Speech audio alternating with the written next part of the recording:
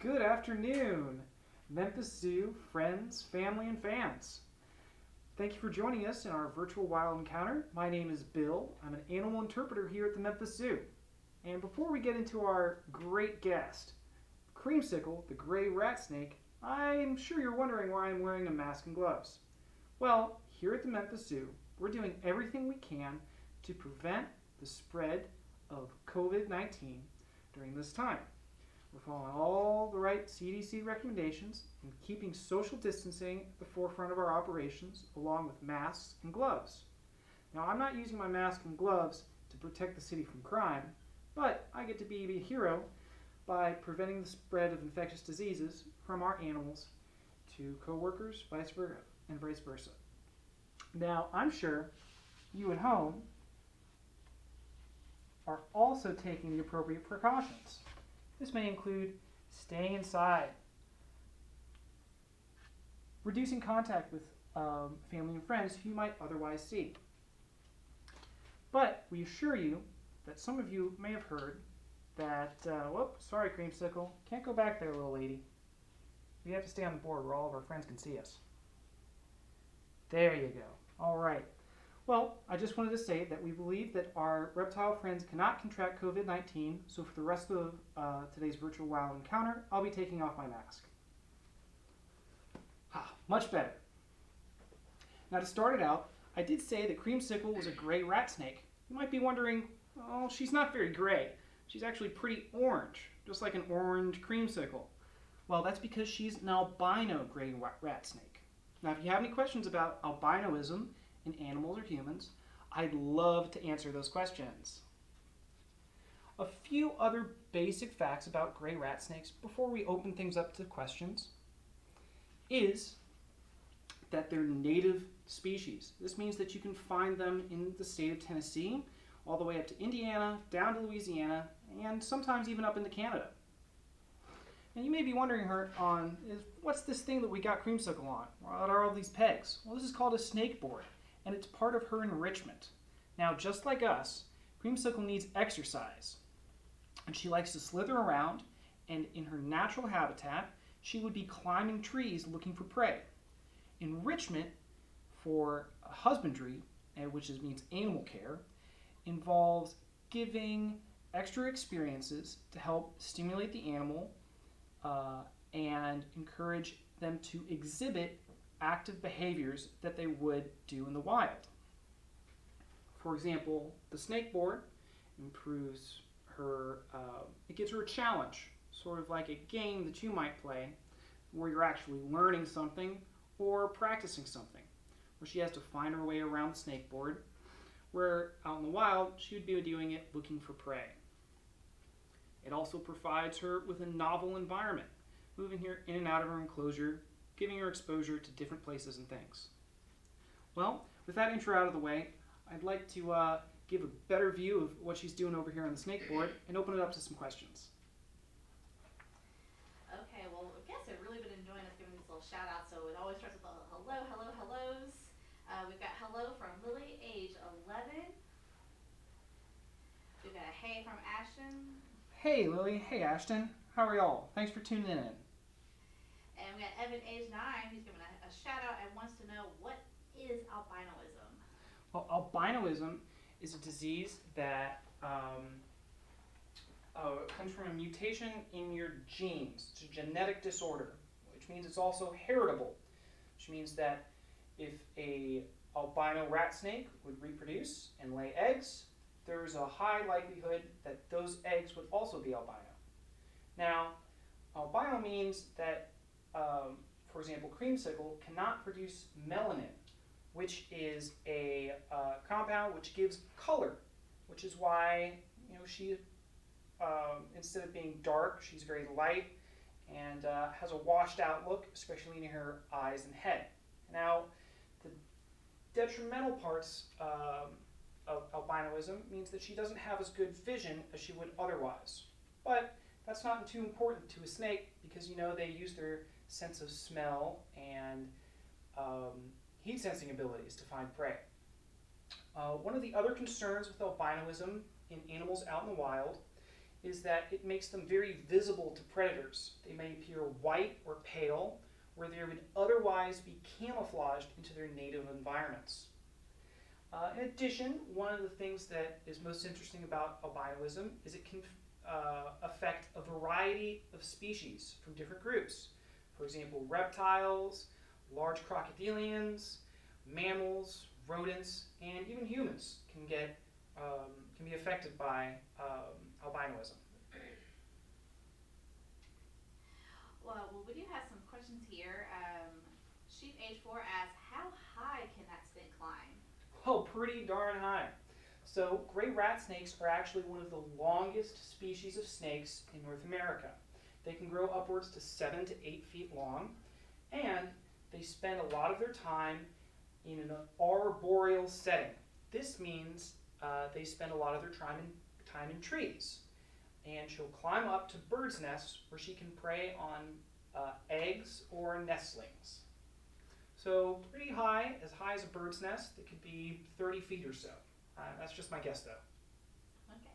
Now, can all snakes climb as high as a rat snake can? No. In fact, it's pretty much the thing that she's best at. She's a great climber.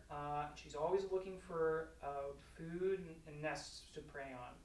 Many snakes that are terrestrial, they spend most of their time on the ground. Some snakes that are aquatic, which means they like to be in water, will spend a lot of their time submerged, looking for prey, or on the surface, moving about. All right, well, Chris would like to know, how old is Creamsicle? Now, Creamsicle is somewhere between 6 to 10 years old, we believe. She's been with the zoo for several years. However, out in the wild, they can live up to 20 years, which is pretty unusual for a snake her size. Really?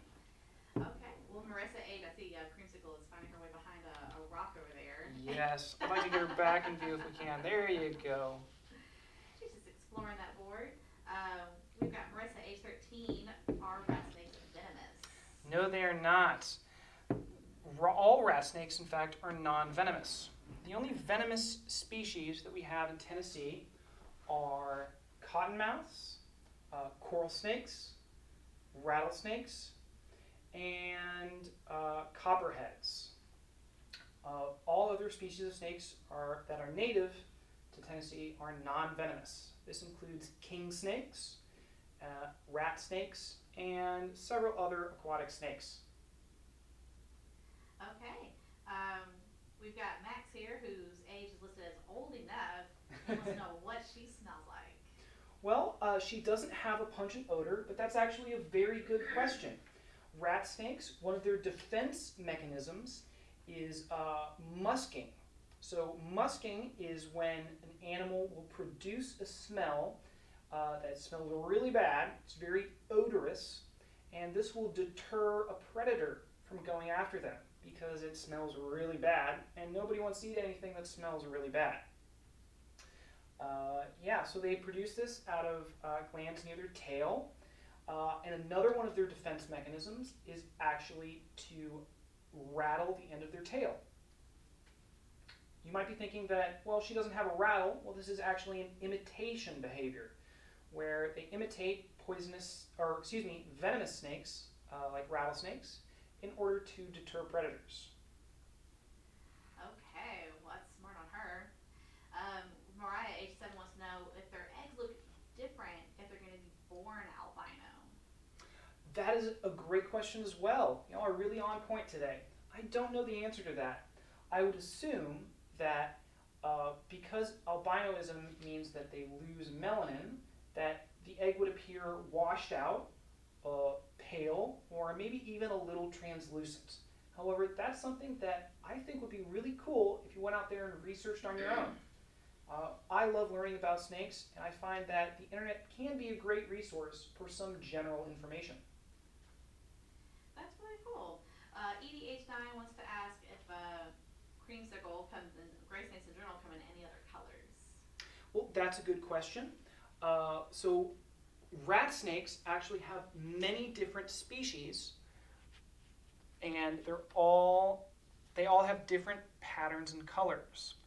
For example, I still want to go back up. There are red rat snakes, black rat snakes, yellow rat snakes, and gray rat snakes. And they're all non-venomous? Yes, they're all non-venomous. Well, that's good to hear. Jamie Nathan want to know, have you ever been bitten by Creamsicle? Never by Creamsicle. She's very well adjusted to human presence and interaction. And her first defense mechanism, if she was feeling uncomfortable with my presence, would be to back away, curl up, and rattle her tail if she felt that she couldn't slither away from me. So it's very unlikely that keepers will get bit by a snake without first seeing signs of agitation or distress. So we might want to try that introduction one more time. We've got a lot of friends asking about if she has babies with baby albino, how old is she, and some people know just what are we looking at. Well, thank you all for joining. We love having you come in to listen to as much of our virtual wild encounter as you can. This right here is Creamsicle. She is an albino gray rat snake. Gray rat snakes, there you go, you can make it fine. Gray rat snakes are native to Tennessee, and they're one of many species of snakes which are non-venomous. See if I can get your head up there so they can say a nice hello to all these new visitors. There you go. Let's see, what else can we go about her? Oh, right, so she is somewhere between 6 and 10 years old, I believe. She's been with the zoo for a number of years. And her length is around 4.5 to 5 feet. However, many gray rat snakes in the wild can grow up to 7 to 8 feet in length, which is the longest snake in North America. Woo, that's a big snake. All right, well, Alice, age 8, apparently wants to go herping, and she wants to know, where do you find rat snakes in the wild normally? Well, that's a very good question. If you are going herping, which is looking for native reptiles out in the wild, I'm going to get this snake out from under this rock so y'all have a better view of her. Very nice. There we go. I do recommend that you do so without coming in direct contact with any of the species which we have. Oh, she'd rather be going over here. Excuse me. There we go. Perfect. You can find her in heavily wooded areas. They love trees. They like dry soil. However, based on where you are in the United States, gray rat snakes will actually prefer different environments. For example, in Louisiana, they prefer cypress swamps and longleaf pine forests. Whereas if you go closer to the Midwest, you'll be more likely to find them in farmland and river outwashes, but you may be able to find them in residential areas as well. So if you are on the lookout for snakes, we do recommend that you stay a safe distance away from them and take all the necessary precautions, because nobody wants to get bit. The best way to do that is to not come into contact with the snakes. That sounds good. Good advice for everybody. One age 6 wants to know what other enrichment activities that Creamsicle enjoys. Well, Creamsicle does enjoy a bit of dietary enrichment as well. She'll eat 2 rats every 2 weeks. But there are other food items that she may enjoy, such as egg, small birds, and other small mammals. We like to give her environmental enrichment as well, changing what is inside of her enclosure, giving her different kinds of smells to smell, and things to see, and different kinds of textures to rub up against. Snakes, as you might be able to guess, are very tactile creatures. They spend a lot of time in contact with the ground, and they have a lot of things that they can feel, and they use their scales, in fact, to help grip on to different surfaces, and that actually helps them climb trees. So we will give her different items to climb and move around on in her enclosure. She really enjoys that. That's really cool. So it's her scales, unlike other snakes, that give her the ability to climb up a tree or this board, for instance. Yes, if snakes actually use a combination of their the muscles on their sides, and they may flex or manipulate their scales in order to give them more of a surface to hold on to while they're climbing. For example, if a snake did not have any rough surface to climb on, if it just had a completely smooth surface, it would be unable to get any friction and wouldn't be able to move around. So it needs something rough like bark or dirt or other woods to press up against and use their muscles to push themselves forwards. Huh, that's so interesting. Well, Finn, age 6, wants to know, how common is albinoism in gray snakes? I wouldn't know about the gray snake specifically, but I believe in the you can find that information online for many different mammalian species, which are more common. I believe you'd be able to find information for squirrels. You might be able to find it for some other common household pet reptiles, which I would guess is pretty similar to gray rat snakes in the wild. Okay. Well, this is kind of an interesting one that I don't see too often, but love it when people ask. Susan wants to know, does she technically have a neck? Well, I like to make the joke that snakes are almost all neck, but they're actually almost all spine. So they have a rib cage that extends through almost their entire body. I did not take reptilian anatomy in college, so I'm not sure where the neck of the snake starts and begins, but it would be right close to her head.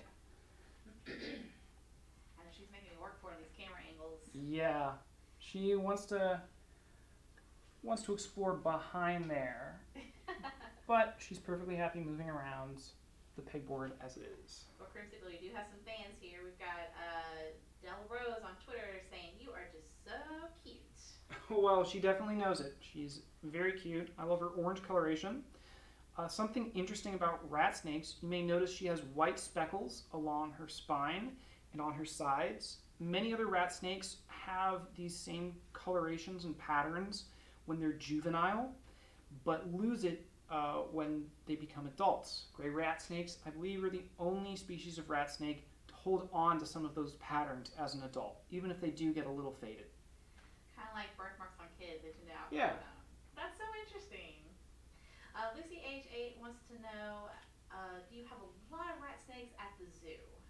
I believe we have at least one or two other ones in the herbarium.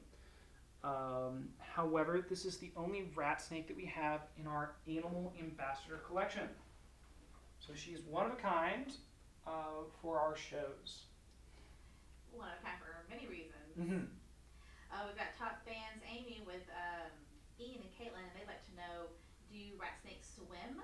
And they are having a pool party. Could it come over to the party? Well, that's very funny, Amy. Thank you for joining. I don't know if rat snakes can swim for long distances or if they choose to go in the water.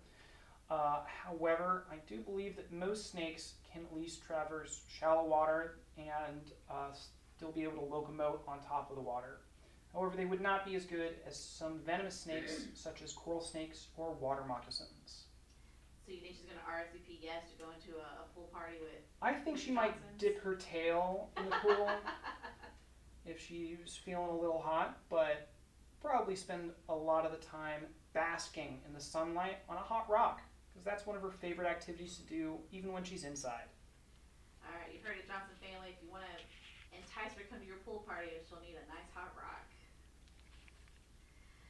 I just love watching her climb around. Are there any other snakes that can climb up trees like this? Is that very common, or is that kind of more rare to her? Yes, that's a very common trait in snakes. Many snakes are arboreal. Many vipers, such as the green emerald viper.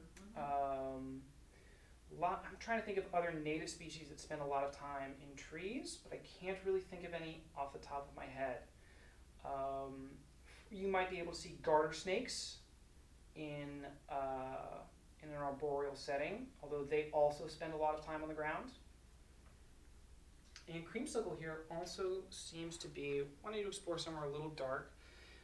She may be getting a little tired of her exercise. We're going to see if she wants to spend a little bit more time with us outside. Well, that's okay, Creamsicle. We are getting towards the end, last 5 minutes of our show. But let's get to some other basic questions here. Edie, age 9, what would it do if you were to get closer? I'm guessing they're asking for defensive. What would she do if she felt threatened? Right. Well, that's a great question. That's something you should know about any snake species that you see. What are its signs of stress? What might it be wanting to do if it's feeling uncomfortable? Well, some of those signs for a gray rat snake would actually be rattling its tail. It uses this to mimic rattlesnakes and might ward off a predator. In addition, Creamsicle might hiss or lunge with her head. This is like a feint. It's called a feint strike, where she doesn't really want to attack you, but she wants to make sure that you know that she's dangerous. So those are some of the signs that we look for before handling an animal. That makes a lot of sense. So if we were to see a snake in the wild and we wanted to get a little closer to it, those are our signs to know like we've gotten a little too close at that point? Yes. I would recommend a distance of at least 3 to 4 yards with any snake, because they can move much faster than you or me. Many snakes can move up to 15 miles per hour. Ooh, that is quick. All right. Looking through our questions, we've got so many. Just more about how cute she is and loving this color. And of course, a lot of highs to us in the zoo. Guys, we appreciate all the support, and we can't wait to see you all back here as well. But keeping that in mind, I think this is a good time for our friend here to explain why we won't see Creamsicle on exhibit. Well, we won't see Creamsicle on exhibit because she is an ambassador animal. This means that she has several very special jobs, and she's involved with training. So all of our training here at the Memphis Zoo is choice-based. We always give the animals the option to participate or not in the training. And she's used for a multitude of purposes, including educational events, educational shows, and animal outreach. So she spends a lot of her time traveling and working, but when she's not being trained with, she has her own enclosure in the zoo where she has plenty of rocks to sit on and plenty of places to hide and plenty of things to climb on. Oh goodness, we're back to yesterday's questions. I don't know if you saw the show, but we had the Legless Lizard Dan on here, and now Nikki wants to know, how is she different from Dan, the Legless Lizard? Well, legless lizards, as you might have guessed, are not actually snakes. They have vestigial limbs, and at some point during their evolution, they decided they don't need legs, and they'd rather slither around on the ground. So they share many of the same characteristics. However, there are subtle differences in anatomy, which prevent them from being called in the same group of lizards.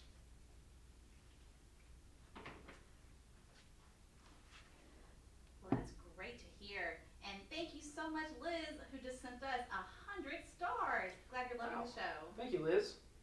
We appreciate your questions. Yeah, we did get a lot of questions. People just could not believe that Dan was not a snake, and everyone kept asking the difference between snakes and legless lizards. We had a good chuckle. Well, thank you all for joining us today on our Wild Animal Encounter show. Today has been a part of Enrichment Week, where we show a little bit more about what our animals do and some of the things they like to have fun with, and some of the natural behaviors like climbing that our snakes and animals can exhibit. So we'd like to welcome you back tomorrow for another animal. I won't give it away, it's a surprise.